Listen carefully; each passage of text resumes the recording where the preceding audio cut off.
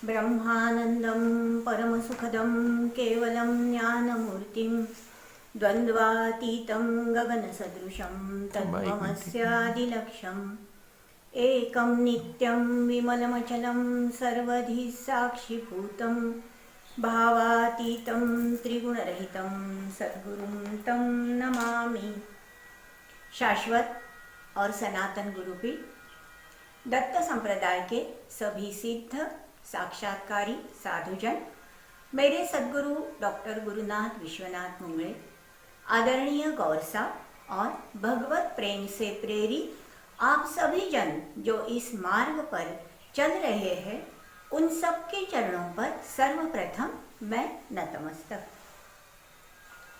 वैसे तो सुबह हो जाती है, हम भगवान का ध्यान करते हैं, लेकिन उसके बाद क्या होता है, दिन भर का जो हमारा कार्यक्रम होता है उसके बारे में तो विचार आते ही है। आज क्या करना है, ये करना है, वो करना है, और जो चीज़ें हमें बहुत पसंद होती है उसके बारे में हम तो बहुत उत्सुक रहते हैं।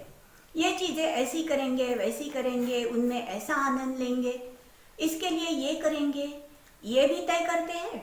और जो चीज़ें हमें नापसंद होती है, हमें अच्छी नहीं लगती, तो उससे बचने के लिए क्या क्या करना है वो भी हम सोचते रहते हैं। और ये दिन भर का पूरा कार्यक्रम हम सुबह ही नींद हमारी आँख खुलते ही इस कार्यक्रम में हम लगे रहते हैं।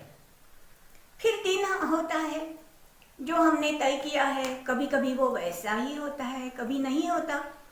और जब रात को हम सोने के लिए आँख बंद करते हैं तो बस इतना आत्मक्षय हो जाता है, जो चीज़ें करनी होती है वो न करने से हमें बहुत अशांति मिलती है। कभी कभी सुख होता है, लेकिन वो भी पूरा समाधान नहीं कर सकता। ऐसा ही आत्मक्षय होते होते ही हम भगवान से प्रार्थना करते करते थके हुए हम सोते हैं, और बस मन में ऐसा विचार आता है, चलो आज का दिन हो गया। ये रही हमारी बात। लेकिन जिंदगी में एक बार ऐसा हुआ कि किसी कारण से हमें वाड़ी रहना पड़ा। तो बस वाड़ी में हम रह गए, रात को सो गए, और सुबह 3:30-4 बजे ऐसे नींद में ही थे गहरे। लेकिन न जाने आँख में, कान में ऐसी गूंज आ गई। कोई वहाँ गा रहा था, ये मंत्र जाप रहा था, जो वाड़ी का महाराज का मंत्र है, जो वाड़ी भूमि से निगड़ित है, वहाँ के कण कण में समाया है। और वहाँ भी नहीं, जो जो दत्त भक्त है, जो जो भगवान के जुड़े हुए हैं, उनके लिए मंत्र रहा। वो मंत्र जिसे सुनते ही रोम रोम खिल उठता है, वो मंत्र कोई जप रहा था। और घूमते घूमते हर एक गली से वो गा रहा था, दिगंबरा दिगंबरा श्रीपाद वल्लभ दिगंबरा, दिगंबरा दिगंबरा श्रीपाद वल्लभ दिगंबरा।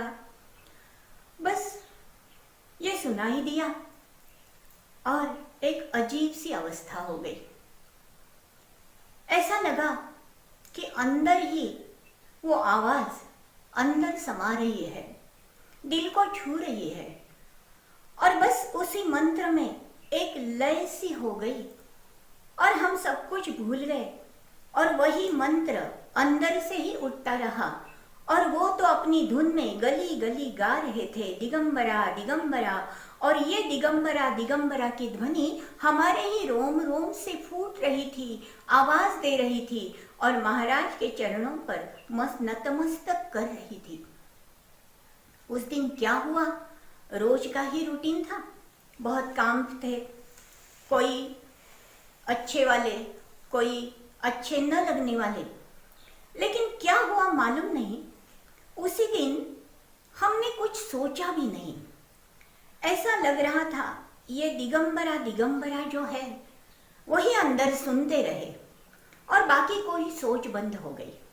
ऐसे लग रहा था। वो कर लेंगे, वो संभाल लेंगे, जो होना है वो तो होता ही रहेगा और वो होने दो, कोई दिक्कत नहीं। ऐसी भावना से वो दिन ढल गया और रात में जब आंख बंद करके रोज की तरह सोचने लगे कि आज का ये क्या सही क्या गलत, क्या अच्छा क्या बुरा, तो बस सब अच्छा बुरा सही गलत मानो दूर खड़ा रहा और अंदर से वही आवाज सुनाई दे रही थी, दिगंबरा दिगंबरा श्रीपाद वल्लभ दिगंबरा। जब सदगुरु के यहाँ गए तो उनसे ये प्रतीति कही। उन्होंने हंसकर कहा, क्यों, वो दिन तो ऐसा ही था, लेकिन कुछ हुआ, कोई बदल सा हो गया है तुम्हें। तो हमने कहा, वो जो सुबह हमने सुना था वो दिन भर हम पे छा गया और ऐसा लगता है हर एक दिन ऐसा ही होना चाहिए। तो उन्होंने कहा, क्यों नहीं होगा, होना ही चाहिए। तो हमने कहा, नहीं सदगुरु, ऐसा होता है कि जीवन में इतना कुछ सहना पड़ता है, इतने कुछ काम करने पड़ते हैं और मन व्यस्त होता है और इससे जो बाहर के जो कुछ चीज़ें होती है वो मन पर आघात करती है और मन तो बस डिप्रेस हो जाता है। तो ऐसे में ये इतनी अच्छी नहीं बनती मन की अवस्था, तो ये सब कब बंद होगा हमारा। तो उन्होंने कहा, ये तो बंद होगा ही, अगर तुमने सोच लिया, अगर तुमने ठान लिया कि नहीं मैं वही धुन में रहूं तो ये तो हो जाएगा। लेकिन वो होता नहीं। क्यों नहीं होता? क्योंकि ये तो एक दिन की प्रक्रिया नहीं है। वो मंत्र जो तुमने सुना और वो जो दिन भर तुम्हारे मन पे छा गया, उसमें क्या क्या था, वो सिर्फ तुम्हारे कान की सुनने वाली बात नहीं थी। तुमने अंदर जो, तुम्हें अंदर जो स्पंदन हो रहा था, जो वाइब्रेशन मिल रही थी, वो किसी एक चीज की नहीं थी।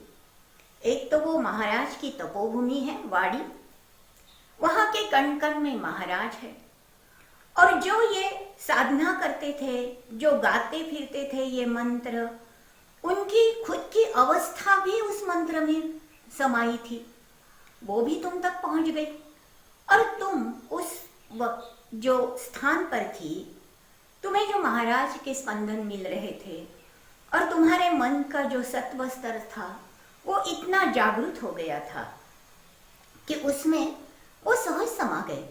लेकिन रोज क्या होता है कि हम उसके बजाय हम बाकी इतने चीजों में व्यस्त रहते हैं कि ये अनुभूति तो है ही, ये कहीं जाती नहीं है।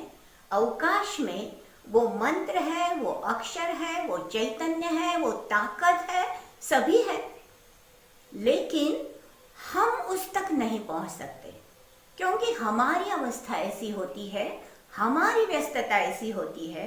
और ये कोई गलत बात नहीं, हर एक के बारे में ऐसा होता ही है, क्योंकि इस पर ये जो अवस्था है वो साधन की प्रगत अवस्था है और हम तो प्रवास कर रहे हैं।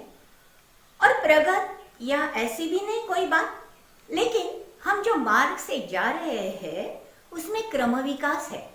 जैसे तुम सीढ़ियां चढ़ते हो तो एक के बाद दूसरी के बाद तीसरी, ऐसे नहीं एकदम से छलांग लगाकर तुम सीढ़ी पर नहीं चढ़ सकती, ऐसा ही होता है, वरना गिर जाओगी।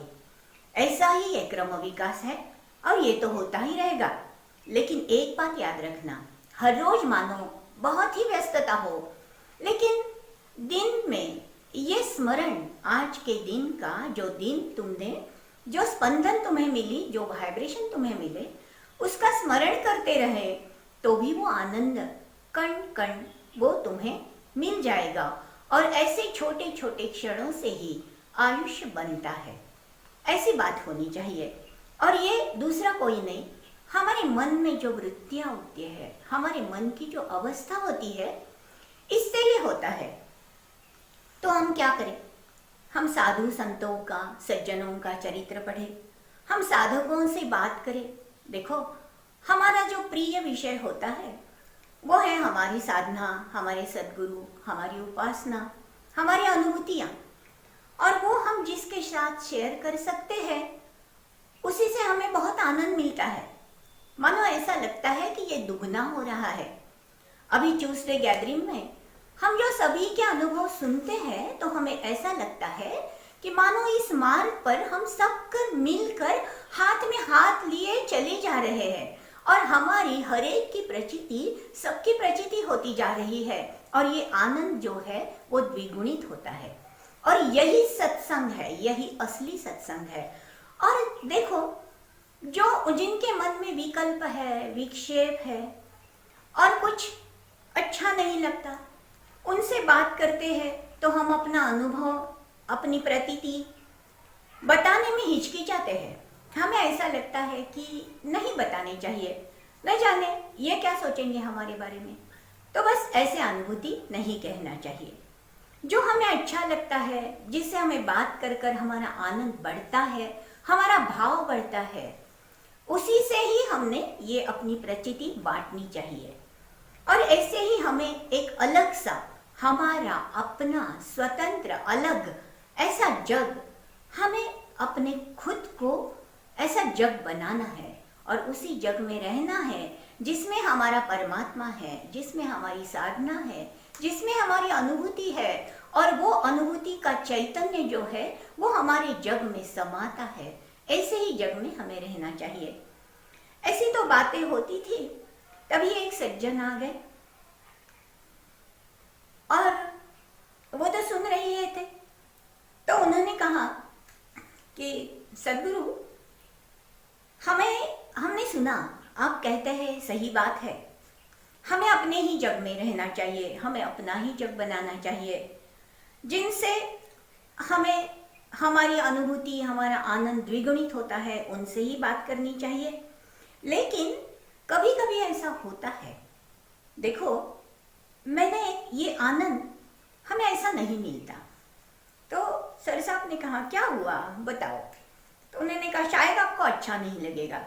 तो सर बोले नहीं नहीं, ऐसी कोई बात नहीं है, हमें क्या भगवान ने एजेंट नहीं बनाया है, तो तुम्हें जो कहना है तो तुम कह सकते हो। हर एक का अपना विचार होता है और हम हर एक विचार का आदर करते हैं।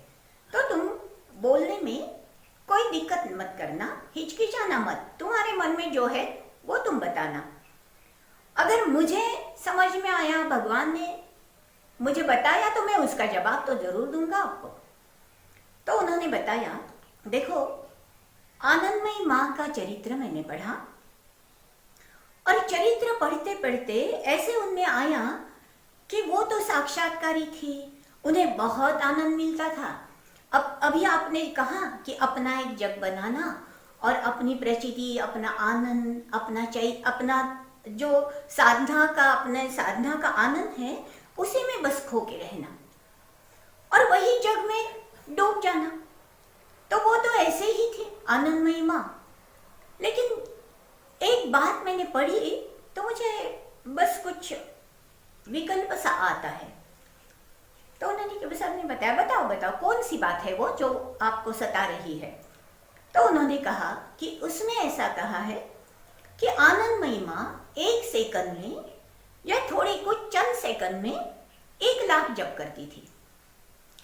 ये कैसे हो सकता है? अगर ऐसे कोई बताने लगे तो भ्रम नहीं होगा? कैसे ये नहीं हो सकता? ये हम कितने भी जल्दी जप करें तो 1 माला करने में हमें तो 10 मिनट 5 मिनट तो लगेंगे और 1 लाख जप करने में ऐसा कैसे हो सकता है?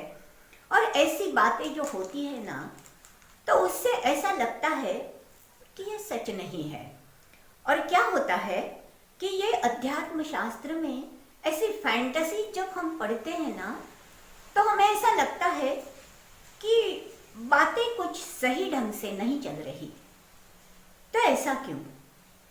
तो सर साहब ने कहा, और उन्होंने बस उन्हें कहते समय भी ऐसा लग रहा था कि वो तो इतनी आनंदमयी माँ के बारे में ये कह रहा हूँ तो मैं ठीक नहीं कर रहा था, ऐसे अंदर से ही उन्हें अनुभूति आ रही थी और वो अपने को बहुत शर्मिंदा महसूस भी करते थे। तो उन्होंने फिर माफ़ी मांगी और कहा कि मुझे मालूम है मैं गलत सोच रहा हूँ, लेकिन मैं ये आपसे कहे बिना नहीं बता रह सका, इसलिए आपको बता दिया। मैं गलत हूँ? तो सर साहब ने कहा नहीं, आप बिल्कुल गलत नहीं। तो हम सब सर साहब की ओर देखने लगे, ऐसे कैसे बोलते हैं। तो फिर वो बोले तुम तो गलत नहीं हो, लेकिन आनंदमयी भाभी गलत नहीं है, क्योंकि तुम दोनों अपनी अपनी जगह पे सही ही हो। तुम अपनी जगह पे सही हो, क्योंकि तुम्हारी अनुभूति है कि इतने कम समय में इतना जप नहीं हो सकता। और ये तो सही बात है, नहीं हो सकता, तुमसे तो नहीं हो सकता और ज्यादातर लोगों से ही नहीं हो सकता। लेकिन तुम्हारे बुद्धि से परे और एक विश्व है, और एक जग है, और एक शक्ति है जिसमें ये सब हो सकता है। क्योंकि तुम्हें मालूम है, जब हम जाप करते हैं, जब हम नाम लेते हैं, जब हम अनुसंधान रखते हैं अपने जो भी दैवत हो उसका, तो वो अनुसंधान पहले तो ठीक से नहीं रह पाते। पहले तो मैं तो कहता हूँ कि 24 घंटों में एक 10-15 मिनट रख सकते हैं। फिर तुमने प्रयास किया तो बस 1 घंटा रख सकते हो।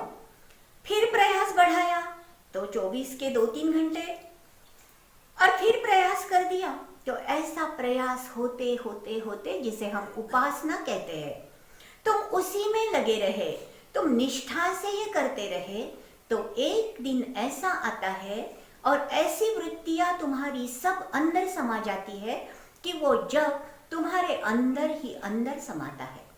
और अंदर से जब जैसे जैसे जाता है और जैसे जैसे वो अंदर से निगड़ित होता है, तो तुम्हारे लहू से वो दौड़ने लगता है। और लहू की हर एक पेशी जो है वो तुम्हारे नाम की धुन बनने लगती है। और वो धुन ऐसी बनती है, ऐसी कोई लय प्राप्त होती है कि हर एक सेकंड में वो सभी पेशियां वही नाम लेती है और तुम्हारा एक नाम नहीं होता, सब पेशियों का बनकर वो नाम रहता है। वो 1 लाख तो क्या अनगिनत भी हो सकता है।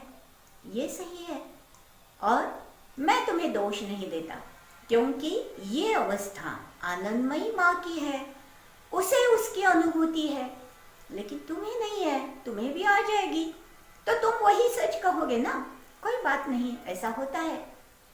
तो ये जो अनुभूतियाँ होती है हर एक की अपनी अपनी अलग होती है। मानो या ना मानो, तुम विकल्प करो, तुम विक्षेप बढ़ाओ, लेकिन उससे कुछ नहीं होता। तुम्हारे अंदर का नाम उससे बस थम जाएगा, विक्षेप से कोई नहीं होता। लेकिन तुम अध्यात्म का अर्थ होता है कि इतना व्यापक होना कि ये जग की जो कोई भी अनुभूति है, प्रतीति है हर एक की, वो प्रतीति अपनी ही है, ऐसा सोचना, ऐसी अनुभूति लेना, ये है व्यापक होना। हमारे आरती में एक प्रार्थना है, हमें जो भीम रूपी स्तोत्र है हमारा हनुमान जी का, तो उसमें एक अपनी प्रचिति की लाइन है। उसमें कहते हैं अणुपासोनी ब्रह्मांडा एवढा होत जाजसे। इसका अर्थ क्या है कि इतना छोटा सा बीज होता है, लेकिन वो छोटा बीज, उसमें ऐसी ताकत है, ऐसी शक्ति समाई है कि वो ब्रह्मांड भर रहता है, सब अवकाश उससे भर जाता है, ऐसी अनुभूति है। और ये जो अनुभूति के शब्द होते हैं, ये जो अनुभूति हर एक अपनी प्रकट करते हैं, वो झूठी नहीं होती। जो शब्द बाहर आते हैं वो अंदर से जब उपासना का संग्रह होता है, और जब अपना जग अंदर का फूलता है, बहलता है, बहरता है, और ऐसा जग जब हरा भरा रहता है, फूलता है, तो उससे ये फल माने ये शब्द, ये अक्षर बाहर निकलते हैं। और ये प्रतीति जो है, ये प्रतीति अलग ही होती है। और ये प्रतीति के लिए जो प्रयास हम करते हैं उसे ही हम उपासना कहते हैं। ऐसा होता है। सद्गुरु तो बस हर एक को शांत से से उत्तर देते थे, किसी को गलत नहीं कहते थे, हर एक को कहते थे कि हाँ, ये एक स्टेज है, उस स्टेज से हम चलते हैं और चलते चलते हर एक स्थान का अनुभव हमें लेना चाहिए और वो गलत नहीं हो सकता। गलत भी हो तो हमें भगवान ऐसी कोई अनुभूति देता है कि हमें लगता है कि ये जो सोच है वो हमारी, उसकी मर्यादा, उसका भान हमें रहता है। ऐसी बातें होती है। और अध्यात्म का क्षेत्र है, उसमें इस सब की जगह है। ऐसा कोई नहीं मैं ही सही हूँ तुम गलत हो, ऐसी कोई बात नहीं होती। सभी को अपनी अपनी अनुभूति, अपनी अपनी प्रतीति बोलने का प्रयास करना पड़ता है। और देखो, हमारे अंदर भी एक बात होती है।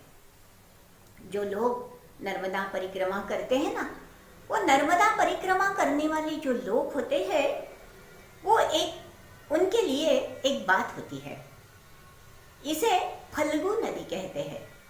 और वो फल्गु नदी क्या होती मालूम है? वो बाहर से तुम जाओ तो सभी रेती होती है, और ये रेत में हमें नहीं लगता कि अंदर किसी पानी हो। और जब वो यात्री, जब उन्हें मालूम होता है लेकिन वो रेत बाहर की है, तो जब वो बाहर निकालते हैं तो अंदर से एक झरना बस बहता है और उन्हें पानी मिल जाता है। ये फल्गु नदी जो है, ये साधक के जीवन में बहुत प्रभावी है। क्यों? क्योंकि हमारी अवस्था ही इस निसर्ग में है। जो निसर्ग में है वो हमारी अवस्था ही है, हमारे अवस्था का प्रतीक ही है वो। जैसे कि हमारे बाहर भी हमें मालूम नहीं कितनी वृत्तियां हैं, कितने संकल्प है, कितनी आकांक्षाएं हैं, कोई बातें हैं, और बाहर से तो बिल्कुल रेत की तरह बने रहते हैं हम कभी कभी। लेकिन हमें भी मालूम नहीं अंदर प्रभु कृपा का, परमात्मा शक्ति का एक झरना ऐसा बह रहा है कि वो झरना हमें बस तृप्त कर देता है। लेकिन उसके लिए हमें प्रयास करना पड़ता है। जैसे कि वो पथिक जो नर्मदा परिक्रमा करते हैं, वो पथिक रेत निकालते हैं। चाहे जो लोग उन्हें कहे कि अरे ये तो रेत है, यहाँ कहाँ पानी मिलेगा तुम्हें, लेकिन वो अपना प्रयास नहीं छोड़ते और रेत निकालते हैं तो बस अंदर उन्हें वो नदी मिलती है। वो गुप्त रूप से रहती है, ऐसा कहते हैं। तो वो नदी, वो झरना जो है, वो हमारे भगवत प्रेम का प्रतीक है। और ऐसा ही झरना, ऐसे ही फल्गु नदी, ये हमारा अपना ही प्रतीक है। और हम ऐसे ही होते हैं कि जो अपने को नहीं पहचानते। जैसे हम अंदर जाते हैं, जैसे हम प्रयास करते हैं, तो हमें भी मालूम नहीं, हम भी पहचानते नहीं, ऐसी कोई बातें हमारे अंदर होती है। और ये अंदर की बातें जब ऊपर आने लगती है भगवत कृपा से, तो बस हम अपने खुद को भी नहीं पहचान पाते। हम आश्चर्यचकित होते हैं। हमें लगता है अरे ये कैसे हो गया, ये कहाँ से आ गया। और ये अनुभूति है। किसी ने मुझे ऐसा ही कहा था, जैसे आनंदमयी माँ के बारे में कहा था। किसी ने मुझे ऐसा कहा था कि रमण महर्षि तो कहते थे, रमण महर्षि के बारे में तो हमें बस नतमस्तक होना इतना ही है, क्योंकि उनका नाम लेते ही वो भगवान का सुंदर, शांत, तृप्त, सहज और इतना पूरा भरा चैतन्य नजर के सामने आता है कि सहज ही नतमस्तक हो जाते हैं। तो उनके बारे में एक ने पूछा कि देखो, हमें भी विश्वास है, लेकिन ये लोग ऐसी बातें क्यों करते हैं सरसा, कि जो बातें वो मानने में अच्छी नहीं लगती, वो बातें विज्ञान के खिलाफ है। और हम लोग इस युग में तो विज्ञान पे विश्वास करते हैं। तो सर ने कहा, हमने कब कहा, विज्ञान पे तो विश्वास रखना ही चाहिए। नहीं रखना ऐसे नहीं, ये भगवान की जो सृष्टि है उसमें जो जो निर्मिति है, जो जो विचार है, जो जो प्रकट है, जो जो अप्रकट भी है, उस सब पे हमें विश्वास रखना चाहिए, क्योंकि ये हमारी अपनी नहीं है, ये उसकी निर्मिति है। तो क्यों, तो ऐसा क्या होगा? तो उन्होंने कहा कि बस डॉक्टरी शास्त्र से, मेडिकल से तो ये प्रूव हुआ है कि जो हृदय होता है आदमी के शरीर में, वो तो बाईं ओर होता है। और रमन महर्षि तो कहते हैं कि नहीं नहीं, वो हृदय बाईं ओर नहीं, वो दाहिनी ओर होता है। ऐसे क्यों? राइट साइड में कैसे होगा ये? तो ऐसे सुनते ही हमें ऐसा लगता है कि बाकी सब बातें तो सही है, लेकिन ये बात ये कैसे मानेंगे हम लोग? तो सर ने कहा, मैंने उन्हें यही उत्तर दिया कि तुम अपनी जगह सही हो, लेकिन रमन महर्षि भी अपनी जगह सही है। ये एक अवस्था है, ये एक स्थिति है, क्योंकि जब तुम्हारे सामने तुम्हारे परमात्मा का रूप रहता है और वो प्रकट रूप में रहता है, जब तुम उस शक्ति को अपने सामने देखते हो तो तुम्हारे सामने जो आएगा उस शक्ति का हृदय, वो उसके बाएं में हो, लेकिन तुम्हारे तो राइट साइड में ही आएगा ना, क्योंकि वो दैवन, वो शक्ति, वो परमात्मा तुम्हारे सामने है। तो सामने से यह होगा, यह है ना। तो उनकी स्थिति ऐसी होती वहां उस वक्त कि उनके सामने वो रूप प्रकट था, और जब सामने वो रूप प्रकट होता है तो बस उस बाएं हृदय की धड़कन, उसकी धड़कन उनके दाहिने और उन्हें महसूस होगी। तो उसमें नवल क्या है, उसमें आश्चर्य का है, और उसमें विकल्प भी क्या है, क्योंकि जो जो हमारे भगवान का है वो हमारा अपना है। ऐसी प्रतीति जो लेता है उसे ऐसा ही लगता है। और बस इसके बारे में हम सब ऐसे बस नतमस्तक होना, यही एक शब्द है, क्योंकि संतों को जानने के लिए ही संत बनना पड़ता है।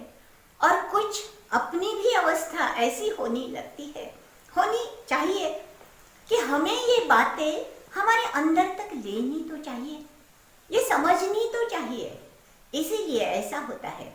सदगुरु बस हर एक से कहते थे कि कोई फैंटेसी मत रखना, कोई चमत्कार नहीं होते हैं, ये जो है भगवान की इच्छा से जो होता है वो उसका है, ऐसा उसने हमें वो दिया है। ऐसा जब हम स्वीकार करेंगे, ऐसी जब मानसिकता हमारी हो जाए, तो तुमने सब कुछ पा लिया, ऐसा निश्चय पूर्वक समझना। ऐसा कहते थे। यही अध्यात्म है और यही प्रतीति है, यही परमार्थ है। और उसके लिए वो ज्ञानेश्वर माउली का एक ओवी बताते थे और कहते थे कि उपासना, साधना, जप, तप, पूजा, ये सब चीजें हम क्यों करते हैं? एक ना एक दिन याद रखना, ये सब बंद होना है। तो हम चौंक गए, ये बंद होगा तो भाई हम करेंगे क्या? तो उन्होंने कहा नहीं, ये ऐसा ही है। एक ना एक दिन ये सब जो पूजा हम करते हैं, वो पूजा हमारे अंदर ही शुरू हो जाएगी। हमारी मानस पूजा जब फलित हो जाएगी तो बाहर की पूजा से हमें कोई ऐसा नहीं होगा, दूसरों के पूजा से एतराज नहीं होगा, लेकिन हमें वो करनी ही चाहिए, ऐसी अवस्था तो नहीं रहेगी। और जब ऐसी स्थिति हो जाएगी, हमारा ही अंतरंग में जो हम करते हैं, जो उपासना है, वो साधना है, हमारी वो साधना पहुंच रही है, वो सही हो रही है या गलत हो रही है, ऐसे तो हमारे मन में हमेशा आता है कि हम तो करते हैं लेकिन पहुंचता है कि नहीं मालूम नहीं, कुछ गलती हो जाती है, कुछ भूल हो जाती है, ऐसे तो हमें हर बार लगता है। तो बस वो कहते हैं कि एक ऐसे भगवान ने एक ऐसी रखी है चाबी कि जिससे तुम समझ सकते हो कि तुम सही हो या गलत हो, तुम सही मार्ग पर चल रहे हो, तुम जो कुछ कर रहे हो वो पहुंचता है या नहीं, या उसकी प्रतीति तुम्हें एक ही मार्ग से मिलती है, और वो है तुम्हारा अंतरंग। और जैसे अंतरंग में तुम्हारी साधना तुम में उतरती रहेगी, तुम उसमें खोते जा रहे थे, जैसे तुम अपने नियत कर्मों से तकरार करना छोड़ दोगे, ये जो मुझे ये जो करना है वो मैं अच्छी तरह से करूं, इसलिए कोई तकरार न करूं, कोई नाराजी न दिखाऊं, जो कुछ है वो जैसा ही है वो उसने दिया है, ऐसे भाव से जब तुम अपना जीवन बिताने लगोगे, मैंने इतना किया और भगवान ने मुझे ये क्या दिया, ऐसा जब तुम्हारे मुंह से आना बंद हो जाएगा, तब समझो कि तुम्हारी साधना, तुम्हारी उपासना सही चल रही है और तुम बहुत सही मार्ग पर हो। ज्ञानेश्वर, और मैं ये नहीं कहता, वो तो हर बार कहते थे कि मैं कोई ज्ञानी नहीं हूँ। वो देखो ज्ञानी लोग होते हैं ना, वो ऐसे ही कहते हैं कि मैं ज्ञानी नहीं हूँ, लेकिन हमें तो ऐसा लगता है कि हमें एक भी बात समझ में आई तो हमें इतना आनंद होता है कि लगता है कि मैं सबको बता दूं कि मुझे ये बात समझ में आई। लेकिन जो सही ज्ञानी होते हैं ना, वो कहते हैं कि मुझे कुछ नहीं समझता, बस आंखें भर आती है कहते कहते कि उनका जो बड़प्पन था, वो बड़प्पन जो है वो अंदर अंदर हर दिन, हर घटना से, हर क्षण से ऐसे उतरता है, और बस व्याकुल हो जाते हैं हम लोग उन्हें बताने के लिए कि सद्गुरु आप कितने बड़े थे, हम तो इतने छोटे थे, हम आपको पूरी तरह से नहीं समझ पाए थे, लेकिन अब ये बताएं किसको। तो वो कहते थे कि मैं जो कहता हूँ ये साधना अंतरंग में पहुंच जाती है, तो ये मैं नहीं कहता, ज्ञानेश्वर माऊली कहती है। ज्ञानेश्वरी में उन्होंने एक ओ भी कही, वो कहते हैं कि तैसे अध्यात्म शास्त्री ये अंतरंगची अनुभवी। माने ये अध्यात्म शास्त्र क्या है, तो तुम्हारे अंतरंग का प्रवास, अंतरंग में जो अनुभूति होती है, हर एक घटना के बारे में तुम्हारे जो विचार है वो जैसे जैसे व्यापक हो जाते हैं, तैसे तैसे तुम पूरे साधक बने, तुम पूरे इस मार्ग के पथिक हो गए, ये समझ में आता है। और जैसे हम अपने कर्म करते रहे, कहीं भी जाते रहे, घूमते रहे, लेकिन हमारे अंदर का जो परमात्मा है वो जब स्थिर रहता है, और जब हमें हर एक मार्ग गलत नहीं लगता, हर एक बात गलत नहीं रहती, दूसरों के प्रति उनके विचार का आदर करना जब हमारे अंदर से ही आता है, तो बस मैं ही सही और बाकी सब गलत, ये जब छूट जाता है और अंतरंग ऐसा होता है कि जो कुछ है सही है, गलत है, जो बुरा है, भला है, वो सब उसका है, ऐसी अनुभूति अंदर से स्थिर हो जाती है। और जब तुम्हारा अंतरंग इससे भर जाता है और तुम हर बार उसके चरणों पर शरणागत रहते हो और कहते हो कि ये सब तुम्हारी देन, ये बस स्वीकार करना मुझे आता है, बाकी कुछ मालूम नहीं, ऐसी जब भावना होती है और अंदर से ही ऐसी वृत्तियां जब बनती है, तो बस सब कुछ मिल गया, सब कुछ हो गया, और भगवान की पूरी पूरी कृपा हम पर है, और ऐसी ही कृपा बनी रहे, ऐसा जब मन में आता है तब बस सब कुछ मिल जाता है। और अध्यात्म का इतना सुंदर अनुभव दूसरा कोई भी नहीं है, कोई भी साक्षात्कार इससे बढ़कर नहीं, कोई भी अनुभूति इससे बढ़कर नहीं, कोई भी प्रतीति इससे बढ़कर नहीं, क्योंकि अंतरंग में जब वो समा जाता है, वो परमात्मा तत्व, वो चैतन्य जब समा जाता है, रोम रोम में खिल जाता है और वो प्रकट होता है, तो तुम्हें बताने की जरूरत भी नहीं रहती कि मैं साधक हूँ, मैं उपासक हूँ, क्योंकि तुम्हारे इस अंतरंग का जो प्रकाश है, जो चैतन्य है, वो अपने आप ही खिल जाता है। और जब तुम जहाँ जाते हो, तुम्हारे साथ साथ ये चैतन्य बाकी सबको भी प्रकाशित करता है, उन्हें भी इसका एहसास होता है। वो भले माने या न माने, लेकिन उस चैतन्य से जब उनके जीवन भी प्रकाशमय हो जाते हैं, तो बस परमात्मा की यही कृपा है, यही प्रतीति है। सबसे उच्च अनुभव ये है, और ये अनुभव हम सब अपने सद्गुरुओं के लिए मांगे और उनसे प्रार्थना करें कि सद्गुरु यही प्रतीति हम, और अपने में ही इसके प्रतीति, ये अनुभव हम पे एम्बॉस करने के लिए अपनी ही धुन में वो ज्ञानेश्वरी की वो भी गुनगुनाते थे। वो बहुत खूबसूरत है। देह परी वरिचिलिया कड़े, देह परी वरिचिलिया कड़े, आपुलिया परी हिंडे। ये जो हमारा शरीर है, वो तो बस इधर उधर घूमता है। जो दैनंदिन हमारा कामकाज है वो करता है, घूमता है, खाता है, काम करता है, फिरता है, सोता है। देह परी वरिचिलिया कड़े, आपुलिया परी हिंडे, परी बैसका न मोड़े मानसीची। और ये जो कर्म हम करते हैं, इधर उधर घूमते हैं, गपशप करते हैं, किसी से मिलते हैं, बाहर जाते हैं, कुछ ना कुछ करते रहते हैं, वो तो बस देह की क्रिया है। लेकिन हमारे अंतरंग में जो हमारी उपास्य की बैठक है, वो जब सदा बनी रहती है और हम एक पल भी इससे अलग नहीं होते, तो बस ऐसी स्थिति होती है ज्ञानी की। और ये ज्ञानदेव माउली ने बहुत सुंदर वर्णन किया है। उनकी तो साक्षात ये अनुभूति ही है, और वो अनुभूति सद्गुरु सभी को बताते थे। ऐसी स्थिति होनी चाहिए, हमें जो करना है उससे भागना नहीं है। अध्यात्म ऐसे नहीं कहता कि तुम ये मत करो, वो मत करो, इससे भागो, उससे भागो, नहीं।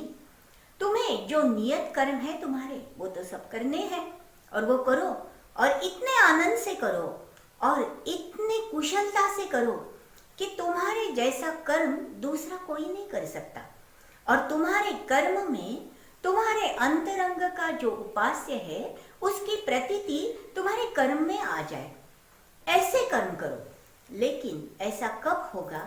जब तुम्हारे अंतरंग में तुम्हारे उपास्य की बैठक वैसी ही बनी रहे, तुम्हारे मन, बुद्धि, चित्त और अहंकार के चौरंग पर तुम्हारा उपास्य बैठा रहे, और वो कभी भी उससे तुम्हारा अनुसंधान नहीं छूटे।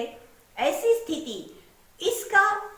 स्थिति प्राप्त करना, जो मांगना है भगवान से, क्या मांगे? तो बस ऐसी स्थिति मांगना, हमारे अंतरंग में जो है, अंतरंग का जो प्रवास है वो होता ही रहे, और अंतरंग में हमारा उपास्य ऐसा ही अचल रहे, ऐसा ही स्थिर रहे, ऐसा ही अटल रहे, और उसके चैतन्य से, उसके तेज से, उसकी झगमगाहट से हमारा हर एक कर्म बनता रहे, और हमारा हर एक पल उसकी छाया में, उसकी रोशनी में व्यतीत हो। ऐसी जो स्थिति होती है, ऐसी स्थिति ऐसी प्राप्त करो, ऐसी स्थिति मांगो। यही है अध्यात्म का सार, यही है परमार्थ का सार। और सद्गुरु ये जो सिखाते थे, उनकी ये जो सीख है, वो सीख हमें मिल जाए। हमारे अंतरंग में हमारे उपास्य की बैठक ऐसी ही अचल रहे, ऐसी ही अटल रहे, ऐसी ही बनी रहे, और बाहर का नहीं तो हमारे अंदर का जग उससे भर जाए, पूरा पूरा भर जाए। ऐसी ही प्रतीति हमें मिले, ऐसी प्रार्थना हम सब अपने सद्गुरु के चरण कमल पर करें। और बस शब्द की मर्यादा हम यही हमारी शब्द की मर्यादा खत्म होती है और इसी अक्षर से जो उन्होंने दिए हैं इसमें कुछ अपना तो नहीं होता, ये सब उन्होंने दिया है, ये उनका दिया हुआ। उनके ही अक्षरों से उनकी ही पूजा करते हैं, उनके ही अक्षरों से उनके ही विचार से उनको ही बताते हैं कि ऐसे विचार हम में भर दो, और ये अक्षर पूजा हम उनके चरणों पर समर्पित करते हैं। धन्यवाद।